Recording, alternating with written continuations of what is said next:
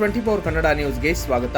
BJP ಭದ್ರಕೋಟೆ ಬೆಳಗಾವಿ ಆಗಲೇಬೇಕು. ಚಿಕ್ಕೋಡಿ ಬೆಳಗಾವಿ ಬಿಜೆಪಿಗೆ ಸುವರ್ಣಾಕ್ಷರಗಳಲ್ಲಿ ಬರೆದಿಡುವಂತಹ ಭದ್ರ ಬುನಾದಿ ಹಾಕಬೇಕೆಂದು ವಿಜಯೇಂದ್ರ ಕರೆಯನ್ನು ನೀಡಿದ್ದಾರೆ. ಬೆಳಗಾವಿಯ ಸುಭಾಷ್ ನಗರದಲ್ಲಿ ಬೆಳಗಾವಿ ಮಹಾನಗರ ಹಾಗೂ ಗ್ರಾಮಾಂತರ ಜಿಲ್ಲೆಯ ಬಿಜೆಪಿ ಕಾರ್ಯಾಲಯ ಭೂಮಿ ಪೂಜೆಗೆ ಬಿವೈ ವಿಜಯೇಂದ್ರ, ವಿಪಕ್ಷ ನಾಯಕ ಆರ್ ಅಶೋಕ್ ಭೂಮಿ ಪೂಜೆ ನೆರವೇರಿಸಿ ನಂತರ ಮಾತನಾಡಿದ್ದು, ಇದೇ ವೇಳೆ ವಿಜಯೇಂದ್ರ ಅವರು ಮೊದಲನೆಯದಾಗಿ ಮಾತನಾಡಿದ್ದಾರೆ. ಬಹಳಷ್ಟು ವರ್ಷಗಳಿಂದಲೂ ನೆನೆಗುದಿಗೆ ಬಿದ್ದಿದ್ದ ಬಿಜೆಪಿ ಕಾರ್ಯಾಲಯಕ್ಕೆ ಇಂದು ಶುಭ ಗಳಿಗೆಯಲ್ಲಿ ಪೂಜೆ ನೆರವೇರಿದೆ.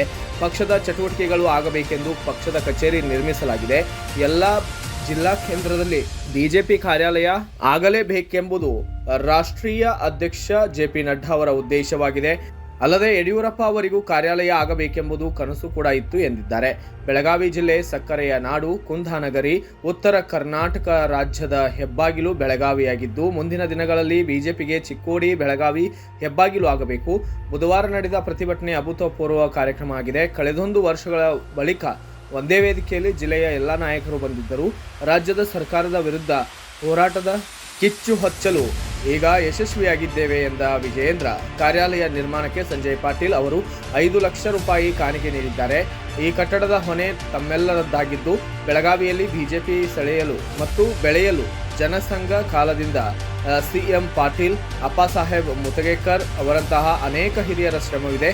ಹಲವಾರು ದಶಕಗಳ ಅವರ ಹೋರಾಟ ಶ್ರಮದಿಂದ ಬಿಜೆಪಿ ಎತ್ತರಕ್ಕೆ ಬೆಳೆದಿದೆ ಎಂದರು.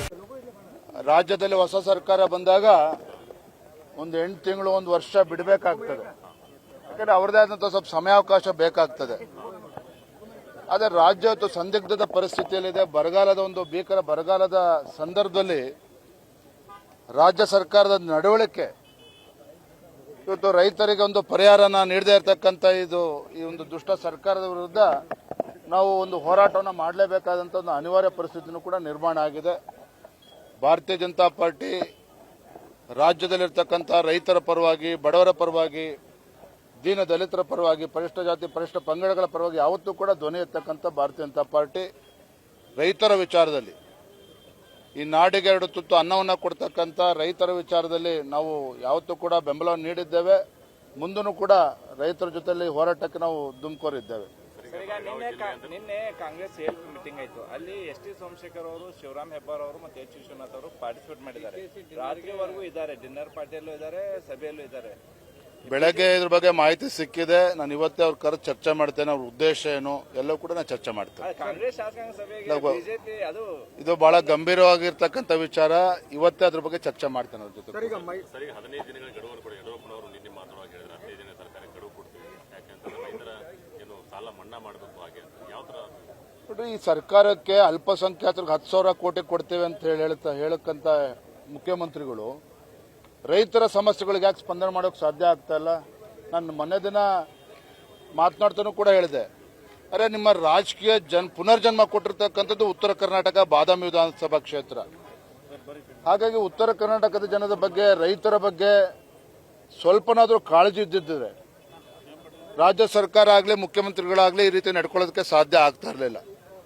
ಇವತ್ತು ಬರೀ ಕೇಂದ್ರ ಸರ್ಕಾರದ ಬಗ್ಗೆ ಬೆಟ್ ಮಾಡ್ತಕ್ಕಂಥ ಮಾನ್ಯ ಸಿದ್ದರಾಮಯ್ಯನವರು ಅಲ್ಪಸಂಖ್ಯಾತರಿಗೆ 10,000 ಕೋಟಿ ಎಲ್ಲಿಂದ ತರ್ತಾರೆ? ಹಾಗಾದ್ರೆ ಅಂದ್ರೆ ನೀವು ಬರೀ ಅಲ್ಪಸಂಖ್ಯಾತರ ಓಟಿಂದ ಮಾತ್ರ ರಾಜ್ಯದಲ್ಲಿ ಅಧಿಕಾರಕ್ಕೆ ಬಂದಿದ್ದೀರಾ? ಹಾಗಾದ್ರೆ ಗೋಶಾಲೆಗಳಿಗೆ ಅನುದಾನ ಕಡಿತ ಮಾಡಿದ್ದಾರೆ.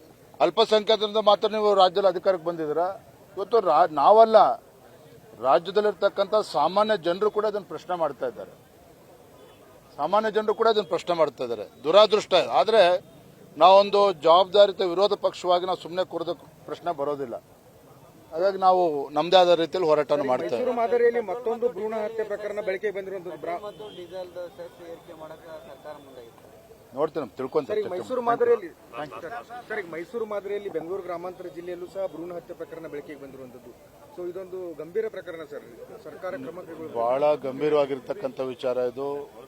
ಈ ನಾಗರಿಕ ಸಮಾಜದಲ್ಲಿ ನಿಜವಾಗ್ಲೂ ಕೂಡ ಈ ರೀತಿ ಪ್ರಕರಣಗಳು, ಘಟನೆಗಳು ನಾವು ಯಾರು ಕೂಡ ತಲೆ ಎತ್ತೋದಕ್ಕೆ ಸಾಧ್ಯ ಆಗಲ್ಲ. ನಾನು ಇವತ್ತು ಮಾನ್ಯ ಮುಖ್ಯಮಂತ್ರಿಗಳು ಕೂಡ ಒತ್ತಾಯವನ್ನು ಮಾಡ್ತಾನೆ, ಈ ವಿಚಾರವನ್ನು ಬಹಳ ಗಂಭೀರವಾಗಿ ತೆಗೆದುಕೊಂಡು ಇದನ್ನ ಒಂದು ಘಟನೆಗೊಂದು ಇತಿಶ್ರೀ ಆಡೋ ರೀತಿಯಲ್ಲಿ ಬಿಗಿಯಾದಂಥ ಕ್ರಮವನ್ನು ಕೈಗೊಳ್ಳಬೇಕಾಗ್ತದೆ.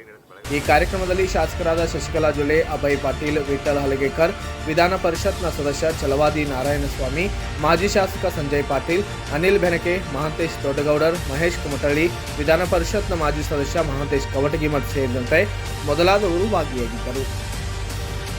ತಾಜಾ ಸುದ್ದಿಗಾಗಿ ಟಿವಿ 24 ನ್ಯೂಸ್ಗೆ ಸಬ್ಸ್ಕ್ರೈಬ್ ಮಾಡಿ ಮತ್ತು ಬೆಲ್ ಐಕಾನ್ ಒತ್ತಿ ತಪ್ಪದೇ ಲಿಂಕ್ ಶೇರ್ ಮಾಡಿ.